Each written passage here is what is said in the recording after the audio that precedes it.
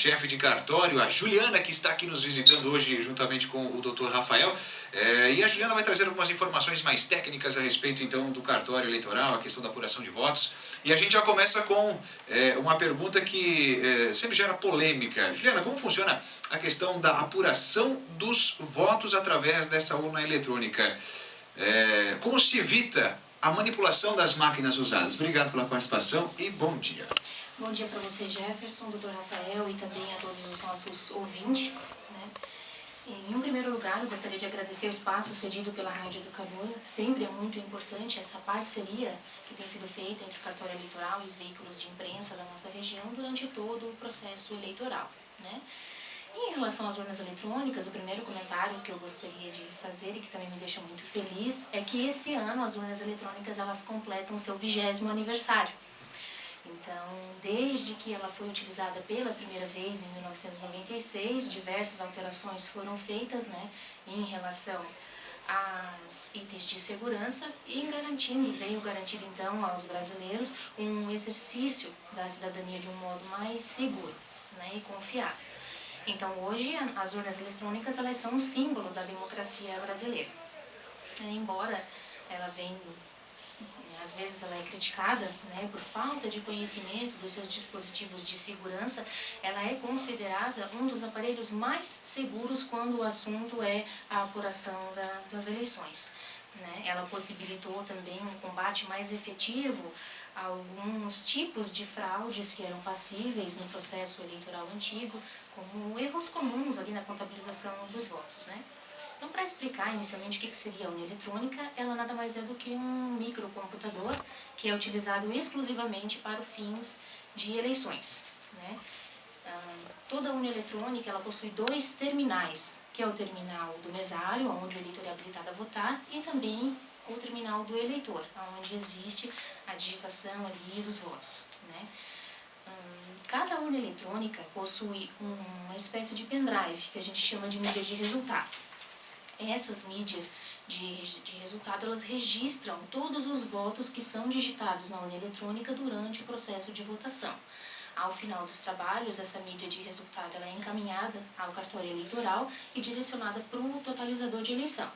E aqui eu gostaria de abrir um parênteses para agradecer novamente a participação nessas eleições do nosso querido amigo José Roberto Maruri Zanella, na função de operador de totalização, colaborando aí com seus trabalhos e trazendo também uma maior transparência para esse processo de totalização, uma vez que ele é um cidadão da comunidade taiwanense que lá no cartório eleitoral fará a totalização dessas eleições. Então ele recebe essas mídias de resultado com os votos registrados, faz a leitura delas num sistema próprio de totalização. Esses dados eles são transferidos para o TSE e para o TRE via sistemas e tem início então a apuração dos votos. É interessante que existe um aplicativo também no site do TSE chamado Divulga, onde os interessados em acompanhar em tempo real ali a apuração dos votos, eles podem acessar o site, baixar esse aplicativo e acompanhar em tempo real a apuração. Então é desse modo que é feito. Em relação aos itens de segurança, um tema bem polêmico, o processo eleitoral brasileiro ele é composto de diversas fases. As mais conhecidas pelos cidadãos são o processo de votação eletrônico, a divulgação dos resultados, contabilização dos votos, mas outras fases igualmente importantes também compõem esse processo, como o registro de candidatura, prestação de contas, a logística na distribuição dessas urnas. Em todas essas fases existe o acompanhamento da Ordem dos Advogados do Brasil, do Ministério Público em especial, muito atuante nessa fiscalização, e também dos partidos e coligações. Então, em todas essas fases existe esse acompanhamento para dar uma maior transparência ao processo eleitoral. Em relação especificamente aos mecanismos de segurança adotados pelo TSE, entre os principais, que geram então uma maior confiabilidade a esse processo e garante o sucesso das eleições, nós temos os testes públicos de segurança, por meio dos quais é gerada ali a concessão de acesso aos softwares e sistemas de configuração das urnas eletrônicas, com o objetivo de identificar possíveis vulnerabilidades do sistema e falhas também relacionadas a violação do sigilo do voto, né? Outros dispositivos também relacionados a essa segurança é o acompanhamento do desenvolvimento dos sistemas eleitorais, que acontece a partir dos 180 dias anteriores às eleições. E é importante dizer que essas urnas eletrônicas, quando elas chegam no cartório eleitoral, elas vêm como se fossem computadores vazios, né? Não existe nenhum tipo de registro de sistema ou de dados nessas urnas eletrônicas. A primeira atividade que é feita pelo cartório eleitoral é a execução de um sistema que nós chamamos de testes exaustivos, que é para verificar o funcionamento dos dispositivos físicos das urnas eletrônicas. Então, ali, a luminosidade da tela, funcionamento das teclas, tomadas, os dispositivos para acesso aos portadores de necessidades especiais, como ali o fone de ouvido, né? Enfim, é feita essa verificação de um modo exaustivo para evitar que esses problemas aconteçam no dia das eleições, né? E todo dado oficial que é transferido para as urnas eletrônicas, ele deve ser feito por meio de cerimônias públicas. Então, em nenhum momento, os servidores do cartório eleitoral, eles podem inserir dados ou sistemas na urna eletrônica em momentos que não fazem parte dessas cerimônias públicas, né, que são ali anteriormente divulgadas e alguns órgãos são convocados a participar. 3 cerimônias públicas são as mais importantes, que é a cerimônia pública de lacração dos sistemas, onde são geradas as versões finais dos sistemas oficiais que serão utilizados no processo eleitoral, a cerimônia pública de geração das mídias, onde os arquivos oficiais são transferidos para essas mídias que irão configurar as urnas eletrônicas, e, por fim, a audiência pública de configuração das urnas eletrônicas, onde ocorre a transferência, então, dos arquivos e dados oficiais de eleitores, candidatos e para cada urna, né?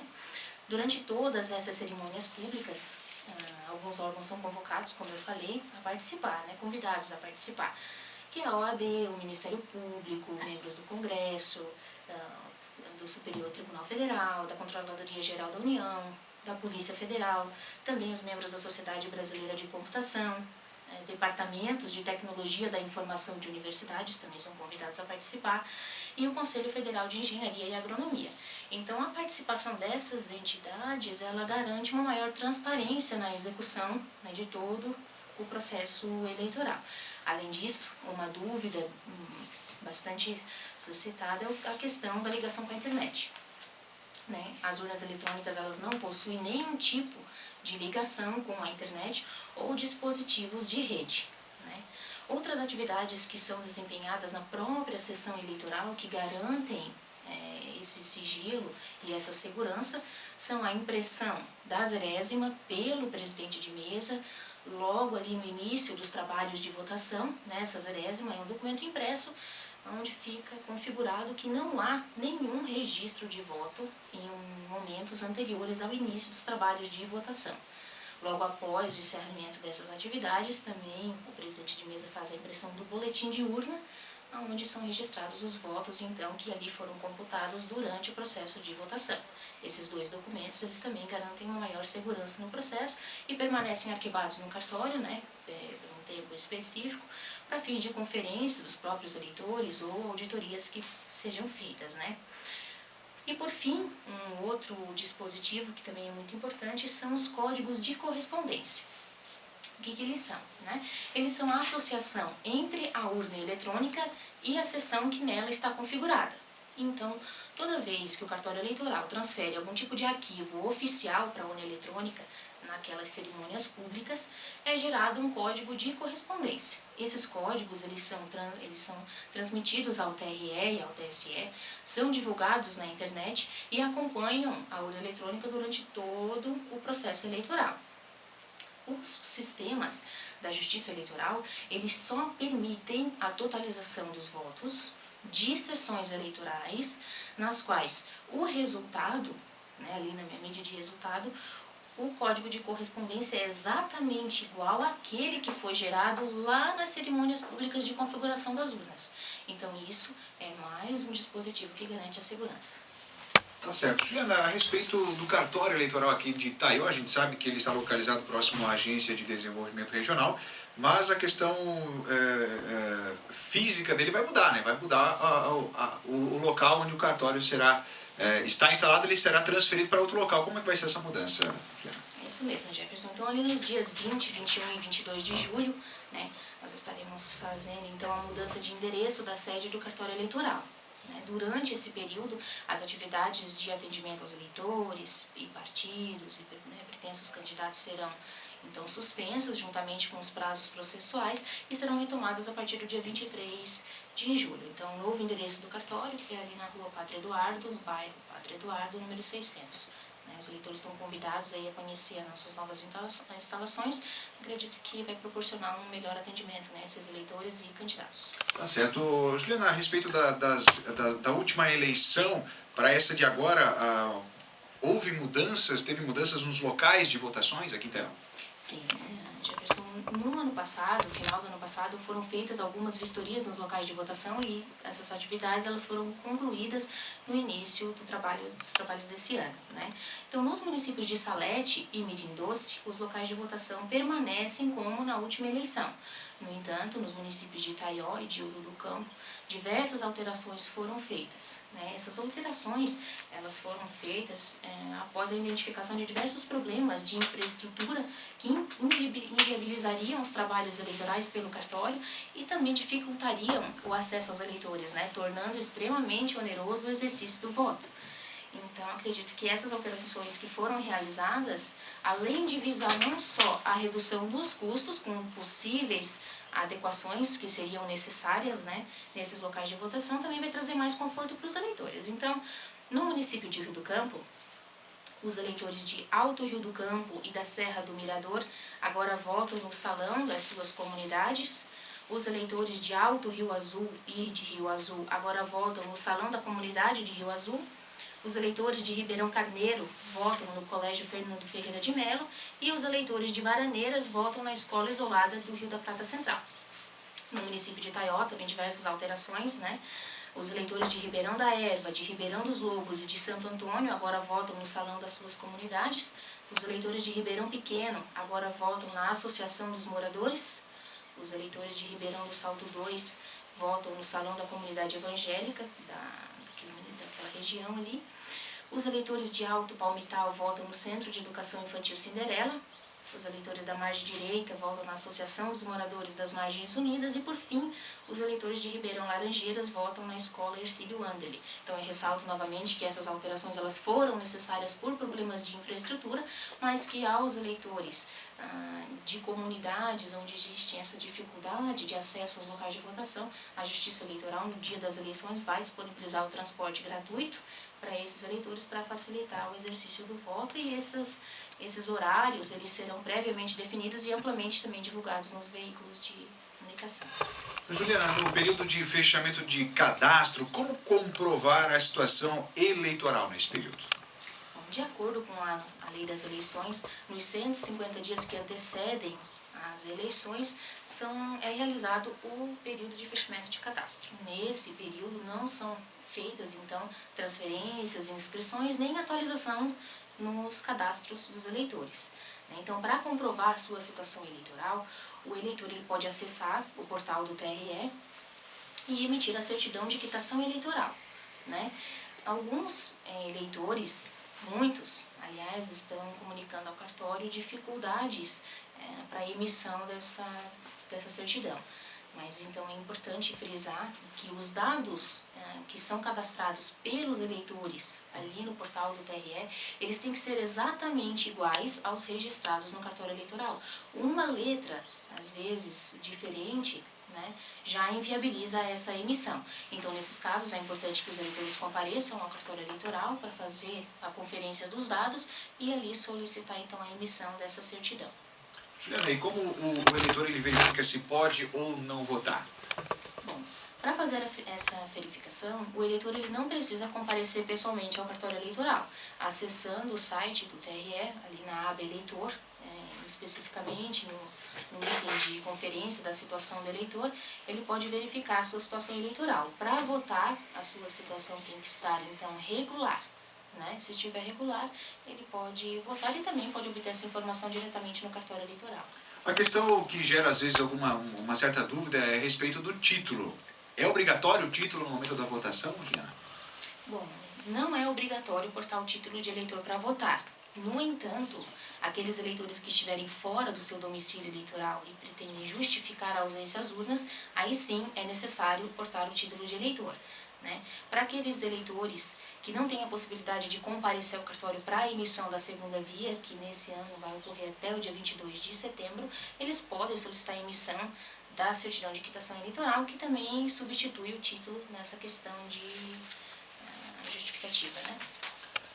A respeito, Juliana, dos mesários, como funciona a convocação e quais os benefícios, inclusive, em você ser um mesário? Bom, é sempre uma grande alegria falar de mesário, né? Esse contato que a gente tem com os cidadãos que exercem essa função é sempre muito interessante, muito gratificante.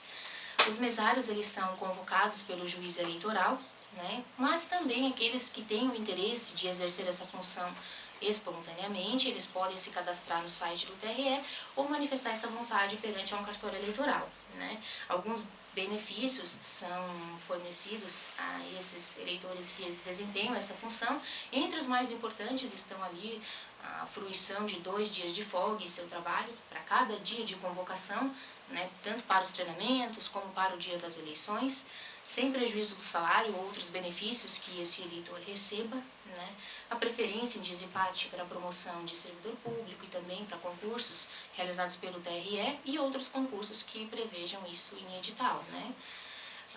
É importante destacar que também é necessário verificar que existem alguns impedimentos, né, ao exercício dessa função.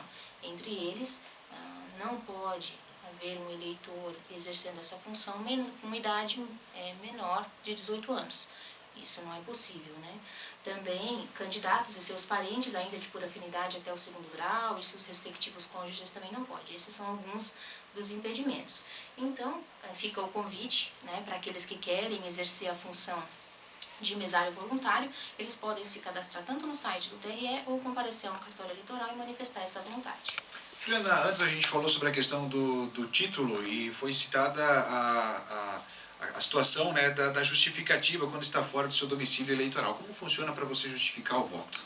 Bom, essa justificativa ela pode ser feita no dia da eleição, das 8 às 17 horas. Né? Essa justificativa ela é computada de modo automático. Então é muito mais fácil para o eleitor justificar a ausência no dia da eleição, porque ele pode fazer isso em qualquer sessão eleitoral do país. Se o eleitor no dia das eleições não puder comparecer, então, para esse fim, ele pode apresentar um requerimento perante ao cartório eleitoral até 60 dias depois das eleições. No entanto, esse requerimento apresentado em cartório, ele deve ser instruído com as provas desse impedimento, né? Então, um atestado médico, um comprovante de passagem, enfim. É interessante acrescentar que para os eleitores que são inscritos em Santa Catarina e também no Rio Grande do Sul, essa justificativa ela pode ser feita pelo sistema Justifica no portal do TRE. Né? Não existe um limite para a justificativa, o eleitor pode proceder quantas justificativas forem necessárias, né? E também para o eleitor que está no exterior, ele tem até 30 dias após o seu retorno ao país para proceder a essa justificativa, que também pode ser enviada pelo correio ou feita por um parente que pode os documentos do eleitor.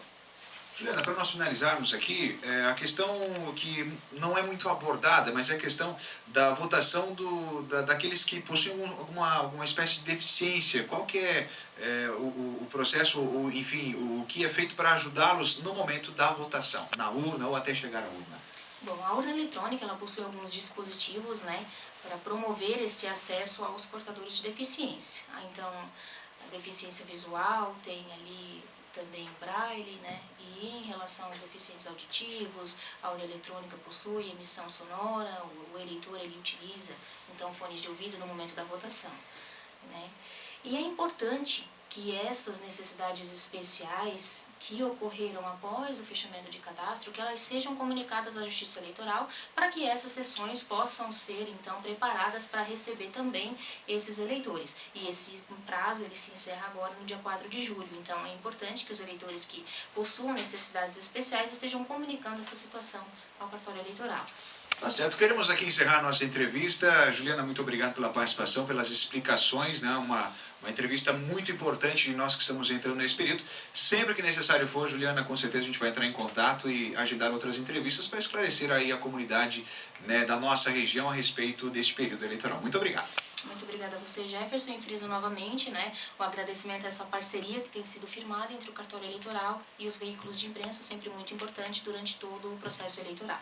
Estendo também o agradecimento ao Dr. Rafael, que esteve mais uma vez aqui conosco. Doutor, sempre uma satisfação conversar com o senhor e dizer também que, necessário for, estaremos entrando em contato para qualquer outro assunto relacionado a eleições ou, enfim, a esclarecimentos na comunidade também. Muito obrigado, doutor. Eu agradeço novamente e é muito importante esse espaço, né? Porque com mais informações os próprios eleitores têm mais subsídio para saber o que pode e o que não pode e até para realizar o seu voto de forma mais consciente. Agradeço.